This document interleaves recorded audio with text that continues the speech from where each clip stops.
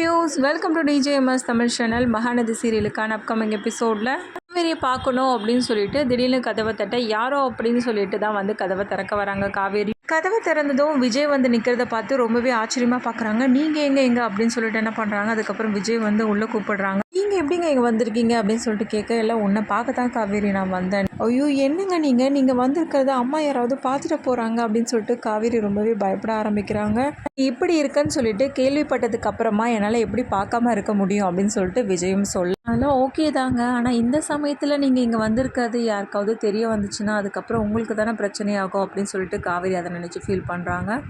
ஒன்றும் ஆகாது காவேரி, என்ன நினச்சி நீ எதுக்காக கவலைப்படுற, எனக்கு ஒன்றும் ஆகாது அப்படின்னு சொல்லிட்டு என்ன பண்ணுறாங்க, காவேரிக்கு ஆறுதலாக வந்து பேசுகிறாங்க.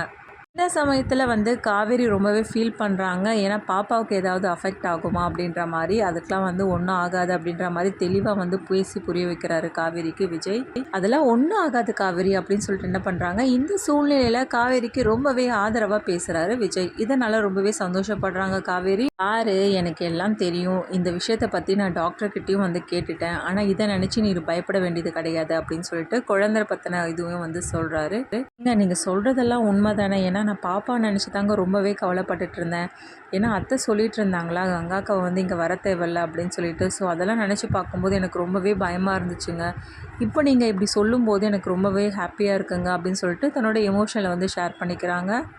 ஒன்றும் இல்லை காவேரி, எல்லாமே சரியாக போயிடும் அப்படின்னு சொல்லிட்டு ஆதரவாக பேச, சரிங்க நீங்கள் வந்து ரொம்ப நேரம் ஆகிடுச்சு, நீங்கள் கிளம்புங்க அப்படின்னு சொல்லிட்டு விஜய் என்ன பண்ணுறாங்க, வெளியில் கிளம்ப சொல்கிறாங்க.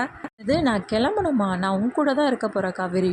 என்ன சொல்கிறீங்க நீங்கள் அப்படின்னு சொல்லிட்டு காவேரியும் கேட்க, பின்ன என்ன இந்த மாதிரி சமயத்தில் எப்படி நான் உன்னை ஒண்டியாக விட்டுட்டு போகிறது, அதெல்லாம் என்னால் போக முடியாது, உனக்கு சரியாகிற வரைக்கும் உன் கூட தான் இருந்து நான் உன்னை பார்த்துக்க போகிறேன் அப்படின்னு சொல்லிட்டு விஜய் சொல்கிறாரு. இல்லைங்க இதெல்லாம் சரி வராது, எனக்கு என்னவோ பயமாக இருக்குது. எதுக்காக பயப்படணும், இப்போ ஏன் நீ பயந்துட்டுருக்க, இப்போ நீ நான் இருந்த போர்ஷனில் தானே இருந்த, அப்புறம் எதுக்காக நீ பயந்துட்டுருக்க, அதெல்லாம் ஒன்றும் நடக்காது, அப்படியே இருந்தாலும் ஏதாவது பார்த்துக்கலாமா அப்படின்னு சொல்லிட்டு என்ன பண்ணுறாரு விஜய். ரொம்பவே தைரியமாக பேசுகிறாரு காவேரி கிட்ட.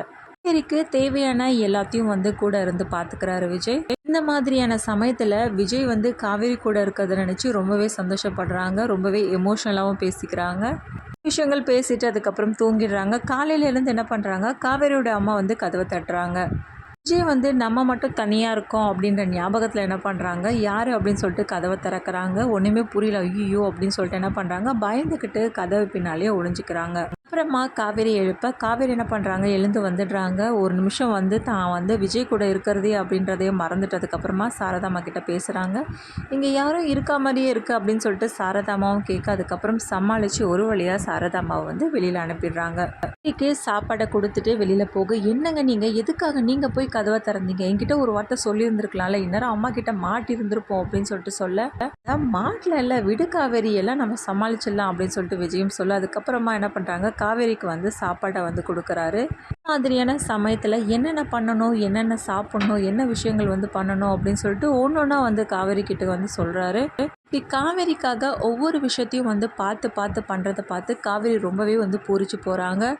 விஜயை பார்த்த காவேரி, உங்களை மாதிரியான ஒரு கணவன் கிடைக்க நான் ரொம்பவே கொடுத்து வச்சுருக்கணுங்க.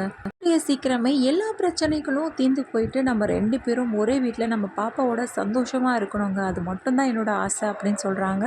நீ கவலைப்படாத காவேரி, இந்த சமயத்தில் நீ ரொம்ப எமோஷ்னலாக இருக்கக்கூடாது, கூடிய சீக்கிரமே நம்ம நினச்சதெல்லாம் நடக்கும் அப்படின்ற மாதிரி என்ன பண்ணுறாங்க, விஜயும் வந்து ஆறுதலாக காவேரிக்கு சொல்கிறாங்க. இதுக்கப்புறமா விஜய் இங்கே இருக்கிறது வந்து குமரன் அவங்களுக்கு தெரிய வருது.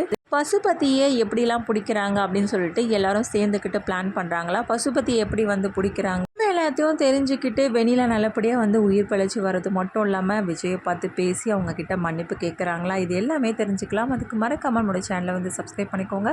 கூடவே இருக்க அந்த பெல் ஐக்கனும் கிளிக் பண்ணிவிடுங்க. அப்போ தான் நான் போடுற அடுத்தடுத்த வீடியோஸ் உங்களுக்கு நோட்டிஃபிகேஷனில் வரும். ஓகே வியூஸ், தேங்க்ஸ் ஃபார் வாட்சிங் திஸ் வீடியோ.